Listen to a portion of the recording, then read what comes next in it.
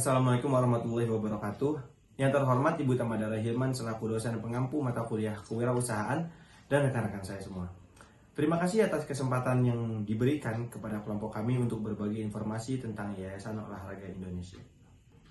Kelompok kami terdiri dari 6 orang yang beranggotakan saya sendiri Muhammad Fakidia Olaksi Hotang, Alvin Muhammad Bilal, Dea Shilomita, Ee Kurniawan, Muhammad Sadam Islami, dan Risang Pamadi Amani.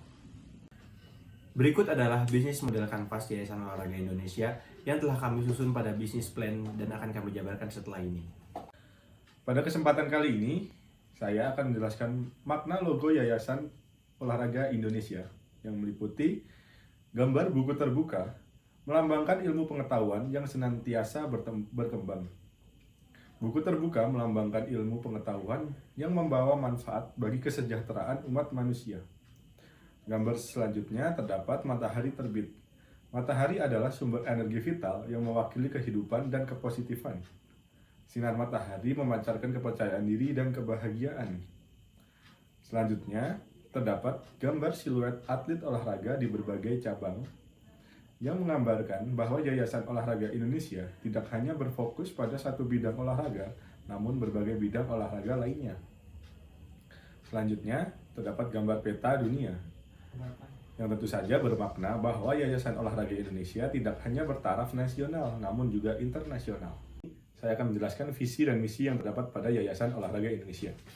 Visi yaitu menjadikan pusat olahraga berbasis pendidikan yang tangguh, kompetitif, dan bermanfaat bagi negara dan masyarakat pada umumnya, serta menjadi penopang utama dalam membangun generasi muda yang sehat dan berdaya saing global. Selanjutnya, misi pada Yayasan Olahraga Indonesia terdiri dari yang pertama, memberikan pendidikan olahraga berkualitas yang holistik meliputi aspek fisik, mental, dan emosional.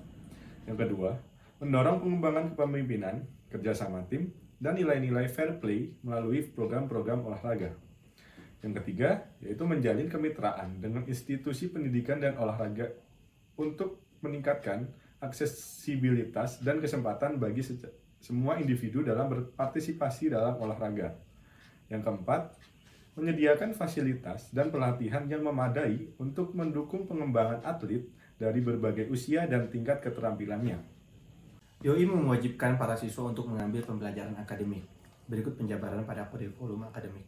Yang pertama ada jenjang SMP. Untuk para siswa kelas 1 dan kelas 2 SMP akan difokuskan pada cabang olahraga masing-masing siswa. Untuk siswa kelas 3, pada semester awal akan difokuskan pada cabang olahraga masing-masing. Namun, pada semester kedua, para siswa akan diwajibkan untuk fokus pada akademik untuk persiapan naik ke jenjang SMA. Pada kurikulum di jenjang SMA sama seperti kurikulum di jenjang SMP. Namun, pada semester kedua, para siswa akan diwajibkan untuk fokus pada akademik untuk persiapan naik ke jenjang praatlet. Lalu yang terakhir, ada jenjang praatlet. Pada jenjang praatlet ini, para siswa akan melewati 3 tahun pelatihan dan pastinya lebih fokus pada cabangnya masing-masing. Tentunya mereka akan diwajibkan untuk mengikuti lomba-lomba tingkat nasional. Siswa juga diwajibkan untuk memilih klub yang akan dituju. Yayasan Olahraga Indonesia juga menyediakan asrama untuk para siswa kelas 1 SMA dan praatlet. Tentunya diwajibkan untuk jenjang tersebut untuk mengontrol pola hidup sehat. Dengan ini, Yayasan Olahraga Indonesia bisa menciptakan atlet yang berkualitas. Selanjutnya yaitu target konsumen yang terdiri dari segmenting, targeting, dan positioning. Yang pertama yaitu segmenting. Segmenting atau segmentasi diharapkan usaha-usaha pemasaran yang dilakukan dapat mencapai tujuan yayasan ini secara efisien dan efektif. Dalam segmentasi diuraikan menjadi beberapa bagian. Yang pertama yaitu demografis. Segmentasi demografi ini dikelompokkan lagi menjadi beberapa bagian juga. Yang pertama itu ada usia produktif 15-64 tahun. Yang kedua itu ada jenis kelamin, yaitu laki-laki dan perempuan. Yang ketiga itu pekerjaan, calon atlet dan calon siswa dan para pekerja. Dan yang terakhir itu ada pengeluaran. Segmentasi ini kami ingin meraih pasar dengan kelas sosial menengah hingga menengah ke atas dengan pengeluaran per bulan 5 juta rupiah hingga lebih dari 10 juta rupiah. Dan yang kedua itu ada geografis. Yayasan Olahraga Indonesia ini dalam pemasarannya kami membuat segmentasi umum dan segmentasi khusus Dalam segmentasi umum, target kami adalah seluruh masyarakat Indonesia karena tujuan kami adalah mensejahterakan seluruh masyarakat Indonesia yang memiliki keinginan untuk menjadi atlet. Dalam segmentasi khususnya sendiri, kami memfokuskan untuk penduduk kota-kota besar yang berada di Pulau Jawa seperti Bandung, Jakarta, Surabaya, Yogyakarta, Semarang, Malang, dan lain-lain. Nah, alasan pemilihan kota-kota besar yang ada di Pulau Jawa karena tempat kami mendirikan yayasan ini berada di Pulau Jawa, tepatnya di kota Bandung. Lalu yang ketiga itu ada psikografis. Pada segmentasi psikografis, kami membuat segmentasi dengan psikografis konsumen yang memiliki ketertarikan terhadap olahraga dan tentunya tidak mengenyampingkan pendidikan. Nah, lalu yang kedua yaitu ada targeting. Setelah segmenting atau segmentasi dilakukan targeting. Langkah selanjutnya yaitu menentukan segmen mana yang akan menjadi target. Targeting yang dilakukan Yayasan Olahraga Indonesia adalah dengan memperkecil segmentasi yang ada. Dalam hal ini kami uraikan juga yang pertama yaitu demografis, usia 13-18 tahun. Yang kedua yaitu ada jenis kelamin, tentu saja laki-laki dan perempuan. Yang ketiga yaitu pekerjaan, calon atlet dan calon murid. Pengeluaran 5 juta hingga lebih dari 10 juta. Lalu yang kedua yaitu ada geografis. Dalam target ini, Yayasan Olahraga Indonesia mengincar seluruh penduduk yang berada di Pulau Jawa, khususnya yang berada di kota-kota besar, seperti yang sudah saya jelaskan tadi.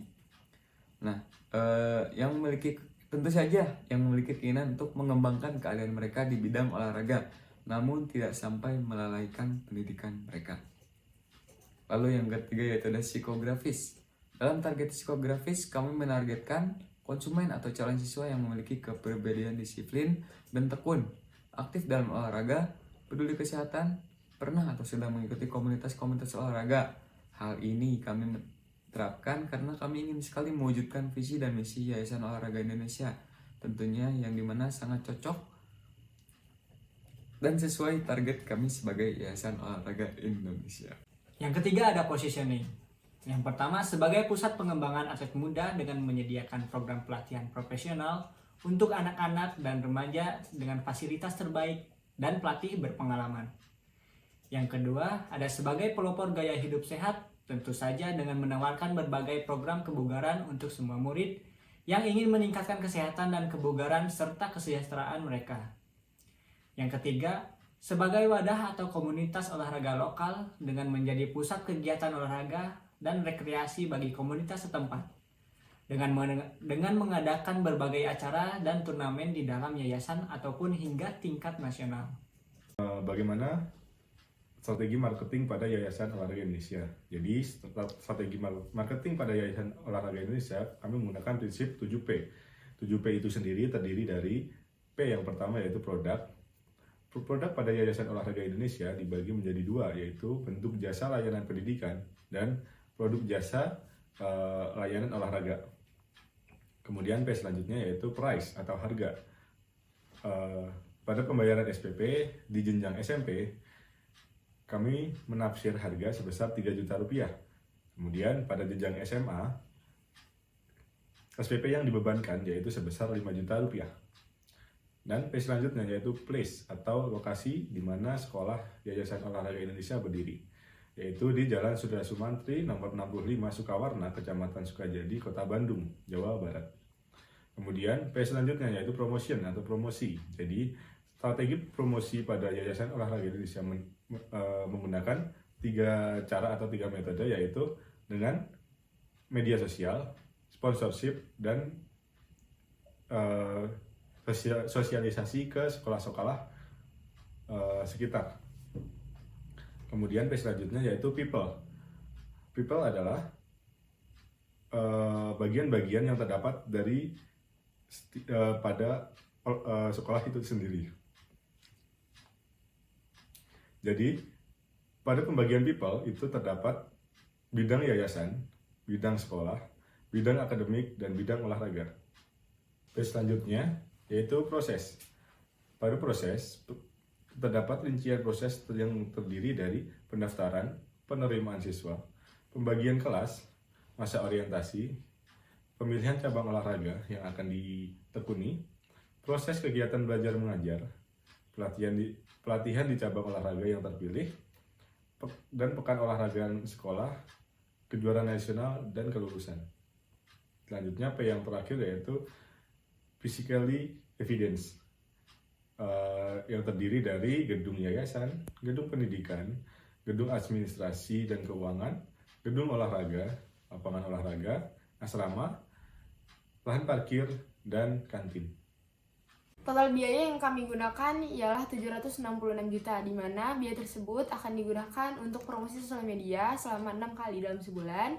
Yang kedua, promosi iklan atau papan reklame yang akan dilaksanakan 2 kali dalam sebulan. Yang ketiga, ada sosialisasi yang akan dilaksanakan 1 kali sebulan. Dan yang terakhir, ada sponsorship yang akan dilaksanakan 1 kali per 6 bulannya. Selanjutnya adalah rencana keuangan. Nah, di dalam rencana keuangan ini nantinya akan dijelaskan secara lebih rinci tentang yang pertama ada penetapan anggaran. Yang di dalamnya nanti akan ada biaya investasi, biaya bahan baku, dan biaya operasional. Yang kedua ada penetapan harga. Yang di dalamnya ada HPP dan harga jual per unit. Yang ketiga ada proyeksi laba rugi yang nantinya akan didapatkan hasilnya yaitu 8.794.400.000 rupiah. Yang keempat ada analisis ROI yang di dalamnya ada total biaya produksi, total pendapatan, dan keuntungan. Lalu yang kelima ada analisis BEP atau break even point yang nanti akan didapatkan hasilnya sebesar 3.986.000.000 rupiah, 431.737. Lalu yang keenam, yang terakhir ada analisis payback period yang didapatkan hasilnya yaitu selama 5,01 tahun. Baik, selanjutnya kita masuk kepada bagian perhitungan. Nah, perhitungan pertama yang akan kami hitung atau kami anggar yaitu tentang anggaran investasi.